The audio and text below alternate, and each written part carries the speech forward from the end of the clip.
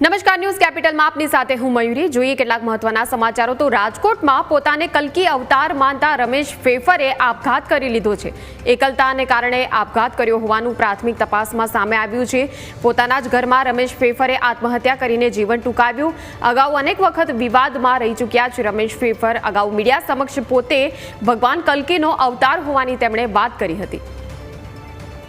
સંવાદદાતા ઋષિ ફોનલાઈન પર જોડાઈ ગયા છે. ઋષિ, અનેક વખત જે વિવાદોમાં આવી ચૂકેલા છે એવા રમેશ ફેફરે એકલતાથી કંટાળી જીવન ટૂંકાવ્યું છે.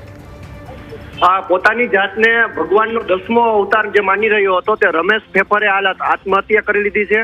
અગાઉ અનેક વખત આ વિવાદમાં આવી ચૂક્યો છે અને મીડિયા સમક્ષ પણ પોતે ભગવાનનો અવતાર હોવાની વાત કરી રહ્યો હતો, પરંતુ એકલતા ભર્યું જીવન જીવતો હતો અને પોતે માનસિક રીતે અસ્વસ્થ પણ હતો, જેને કારણે તેને આ પ્રકારનું પગલું ભર્યું છે. હાલ તો અત્યારે પોલીસે તપાસ હાથ ધરી છે, ત્યારે પોતે ભગવાનનો અવતાર માનતો હતો અને એ અવતાર આજે આથમી ગયો તે વાત સ્પષ્ટ છે. જી બિલકુલ, આભાર ઋષિ સમગ્ર માહિતી બદલ.